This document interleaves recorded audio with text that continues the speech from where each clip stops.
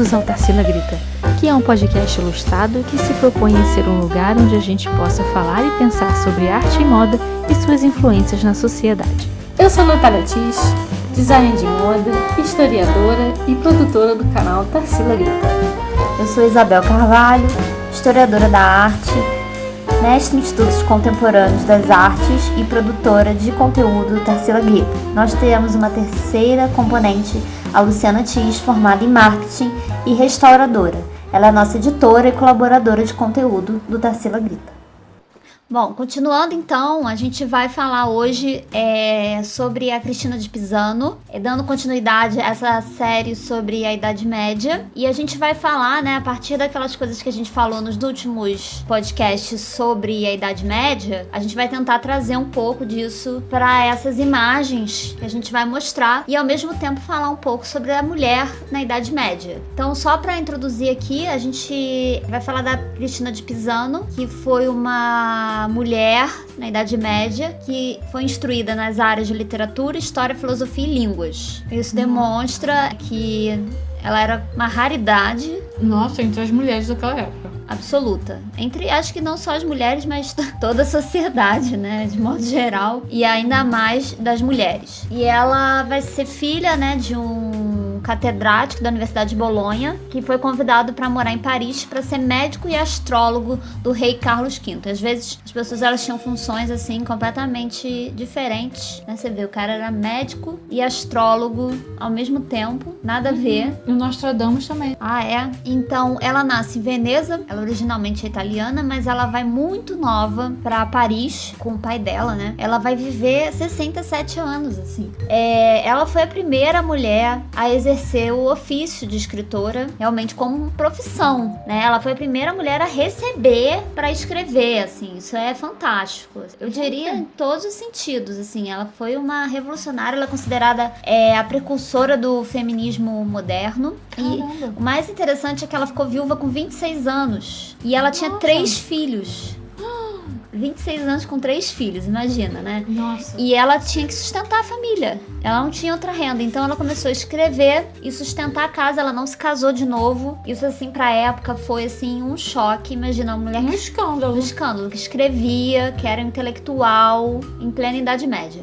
A gente tá falando do século XV, A grande produção dela se dá ali, final do século XIV e século XV, começo do século XV. E é um momento, assim, muito importante, até no ponto de vista das mulheres mesmo, porque as mulheres elas começam a ter certos papéis na própria sociedade desse período. Então, na Idade Média, de certo modo, a gente fala como se a Idade Média fosse, assim, totalmente uma coisa ruim, assombrosa. É óbvio que a gente já desconstruiu isso. Muita coisa boa e interessante intelectualmente aconteceu na Idade Média. E para as mulheres também, em comparação que vai vir depois, porque o que a gente chama de caça às bruxas, vai começar no século XVI com a Inquisição. Quer dizer, ou seja, do que a gente chama de Renascimento. Século, que é o Renascimento, as pessoas iluminadas, tendo altas ideias, enfim. Mas na verdade foi um retrocesso para a condição da mulher, porque as mulheres foram começadas vistas como bruxas, porque queriam defender talvez a sua posição ali, social, e não queriam se submeter, enfim, e também controlar a sua própria reprodução, porque durante a Idade Média a gente vai ver que as mulheres elas começaram a ter um controle sobre o processo reprodutivo com métodos contraceptivos. Nossa, não sabia disso.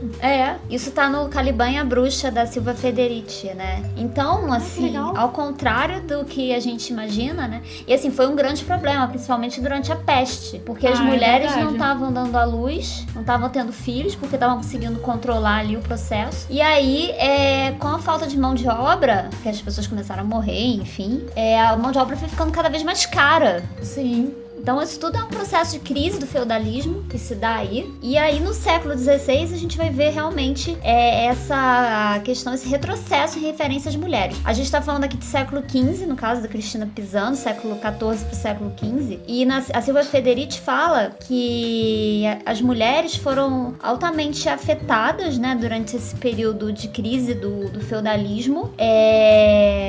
e que boa parte da população era formada por mulheres em condição de pobreza, mas que acabavam tendo trabalhos assim, porque tinham que sobreviver, como servas, vendedoras, comerciantes, prostitutas, enfim. E nesse caso elas acabavam tendo certa autonomia social, mesmo as que tinham a classe baixa, eram da classe baixa, mesmo que não conseguissem arcar com o custo de vida e acabassem se subordinando aos homens. Então, depois elas começaram a ocupar espaços masculinos, que hoje em dia são considerados trabalhos masculinos, como açougueira, ferreira, padeira, chapeleira, cervejeira. E aí, em resposta a essa independência feminina do século XV, que é justamente esse período que a gente está falando da Cristina de Pisano, a gente vai ter um processo muito forte de uma reação misógina. O que a Cristina de Pisano faz, ela já combate a misoginia, porque ela vai fazer uma releitura de vários tratados e textos que colocam a mulher como inferior, no sentido intelectual mesmo. Tá.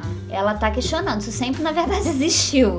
Lógico. Né? A mulher sempre foi considerada um receptáculo, pra ter só o bebê, igual na Grécia Antiga, enfim, né? Nunca teve realmente... Só reprodutora. Reprodutora, né? É claro que nas sociedades pagãs, né, isso já é bem diferente. Você tem sociedades matriarcais, enfim. Mas o que a gente tá falando aqui, né, dessa sociedade mais do Ocidente. E aí a gente vê que nesse processo, né, então, da Santa Inquisição, que começa ali no século XVI, é que se começa, então, essa caça às bruxas, né? Porque, justamente, as mulheres dentro dos movimentos heréticos, que eram os movimentos que queriam, na verdade, retomar essa essência da igreja, enfim, eles contra todo o luxo da igreja, a ostentação da igreja oficial, são movimentos muito importantes. As mulheres começaram a ser vistas, as mulheres começaram a ter um papel bem alto nesses movimentos heréticos. E isso foi visto também como uma coisa ruim, já que para a igreja católica, a mulher é responsável pelo pecado original. Então é um problema, assim, bem... E no século XV, na verdade, a mulher bruxa, né? Então passou a ser principal alvo dessas perseguições. Enfim, e cada vez mais aí no século XV e no século XVI a gente vê esse momento de perseguição às mulheres, mesmo com todas as tentativas e todo o brilhantismo da Cristina de Pisano. Enfim, né, é uma discussão assim muito longa. Essa aqui desse manuscrito iluminado, já vai falar dele, é a própria Cristina representada no seu ofício, que é escrever, né?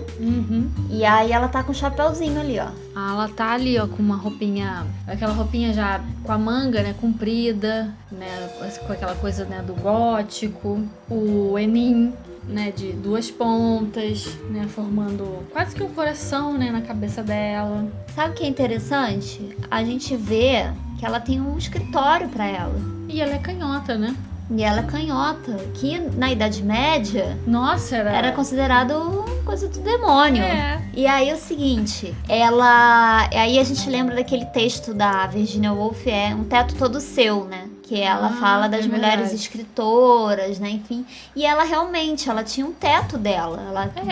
Ela tinha um espaço pra pensar, pra ler, pra criar. E um cachorrinho muito fofo também. Exatamente, eu ia falar, o cachorrinho fofo. Né? Então, muito importante. E é o seguinte, toda a produção dela, né, começa assim, mais ou menos nesse final do século XIV, começo do século XV. E em 1399, ela vai publicar a Carta ao Deus dos Amores, que é em defesa às mulheres contra o Romance da Rosa. Olha como ela é usada. O que é o Romance da Rosa? O Romance da Rosa foi um livro publicado, né, no século XIV, considerado best-seller da Idade Média. Caramba! Isso. E aí é o seguinte... esse Romance da Rosa, só pra vocês terem uma ideia do que se trata, né, por que ela questionou isso, é o seguinte, ele é dividido em duas partes, o Romance da Rosa. A primeira parte foi publicada em 1237 pelo Guillaume de Lorry, que falava sobre um amor cortês. Amor cortês, assim, sabe aquela coisa meio Romeo e Julieta? Fica ali na varanda e fica, você é linda, maravilhosa, cantadora. E aí é o seguinte, essa história, né, ela assume a forma de um sonho alegórico de um jovem em busca de uma rosa. A rosa, gente, é a metáfora para a mulher. O Romance da Rosa é isso, a rosa, na verdade, é a mulher. E ele está em busca da rosa. Da rosa, esse jovem rapaz. E aí, ao mesmo tempo que é amável, essa história, né? Olha que bonito, ele está atrás de sua mulher, não sei o quê, é também muito misógino, né? Isso aí de acordo com o texto da Biblioteca Nacional da França. E aí, depois que é publicada essa primeira parte, em 1237, é publicada a segunda parte. A segunda parte é escrita pelo Jean de Meung em 1270, e que na verdade aí que eu acho que entraria a parte mais questionadora, que é a conquista da Rosa, e quando a Rosa é finalmente conquistada, e no final aparece claramente que ela foi desflorada. O que é isso? Ela perdeu a virgindade. E isso deixou a Cristina de Pisano muito revoltada. Enfurecida. Por colocar a mulher nessa condição. Que interessante. Perseguida pelo jovem. Às vezes ela não queria nada com ele, né? Não tava afim dele. Bullying. Estava Bullying. sofrendo bullying. E ela não curtiu. Isso aí foi só uma das coisas que desencadeou esse processo na Cristina, né? Uma coisa que eu acho muito interessante, isso eu li num outro artigo, que a gente vai falar mais tarde, é que ao mesmo tempo que a Cristina ela tem esse questionamento sobre a condição dela e das mulheres, sobre esse processo misógino, ela é uma mulher da época dela. Entende? Ela foi criada como cristã. Então ela fala ainda de Deus, ela fala ainda do casamento, ela fala de questões ainda, ela não é completamente revolucionária, assim, a mulher tem que ficar sozinha mesmo, ou essas coisas. Não, ela ainda tem uma visão ainda medieval, assim, né, cristã. Então, na verdade, ela é um pouco aí que ela não sabe o que ela quer e tal, mas ela, pro período, eu acho que, sem dúvida, foi muito revolucionário. E aí ela fala o seguinte sobre a carta ao Deus dos Amores em resposta ao Romance da Rosa: que não seja considerada loucura, arrogância ou presunção de minha parte, eu, mulher, ousar repreender e me opor a um autor tão sutil quando ele, apenas homem, ousa difamar e cobrir de infâmia todo um sexo. Tá vendo? Gente, parece publicado hoje, assim. É. E aí uma imagem do Romance da Rosa, o jovem rapaz que vai atrás da Rosa sendo praticamente acertado pelo Cupido. O que eu acho interessante desse Romance da Rosa, e de toda a literatura medieval e até a Cristina, é que tem bastante referência à antiguidade, sabe? A mitologia greco-romana. É uma coisa que fica, né? Claro, né? E o pessoal fala que é a Idade das Trevas, né? Que foi o esquecimento do clássico e tal, e a gente vê claramente ser retomada. Bom, então, a partir do século XII, os intelectuais eruditos da época começaram a se preocupar com questões pertinentes à educação e aos hábitos sociais de homens e mulheres. Daí, a grande produção oral e escrita abordando essa temática, que a gente vai falar, que é a ideia de educação. Começaram a se criar esses tratados abordando assim, você para ser uma mulher assim, você tem que fazer isso, assado. Você para ser um homem educado, você tem que fazer isso, assado. Isso aí, em todas as épocas, a partir da Idade Média pra frente, começa a se publicar. Então, sobre cartilhas. As cartilhas. E sobre o gênero de tratados de educação, proliferaram textos no formato de exemplum ou speculum, que seria como se fosse espelho, né? Originários desse período e que tinham escopo último a regulação de comportamentos.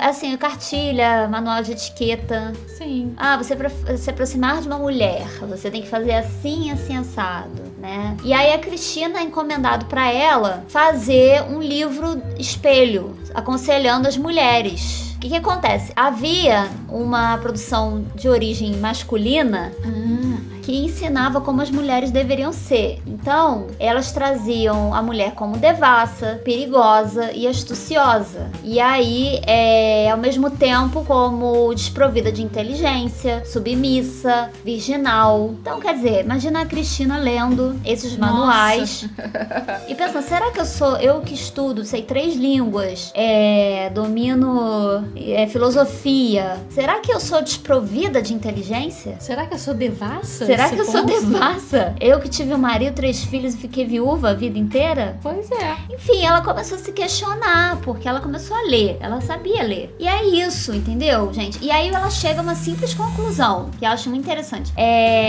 As mulheres, na verdade, elas aceitavam essa condição porque elas não entendiam. Sim, a maioria não era instruída, né? Isso. Você não tinha uma educação, né? A coisa é porque é. E muito também, né, por causa do cristianismo. cristianismo, né? Isso. Então, é você aceitar a sua condição. Então, já que você é mulher, você é desprovida de inteligência, submissa, você tem que ficar ali e você tem que falar: ah, meu Deus, eu sou mulher, então... Eu só dou a luz, cuido dos filhos e pronto. Então, assim, é aceitar essa vida do jeito que ela é e não poder mudar. Isso aí. Então, quer dizer, na verdade, a Cristina de Pisano chega numa conclusão que é essa. A mulher, ela realmente não entendeu a sua condição porque ela não estava ali, não estudava. A partir do momento que ela começou a estudar e entender que ela tinha capacidade ou inteligência tanto quanto os homens, ela começou a perceber que estava tudo errado. Então é isso, gente. A gente finaliza por aqui. E no próximo episódio a gente continua falando mais sobre o Espelho de Cristina e também sobre outras obras da autora. Obrigada e até o próximo. Não deixe de seguir a gente no Instagram, @TarcilaGrita, e também se inscrever no canal e dar o seu like nesse vídeo e em outros. Obrigada.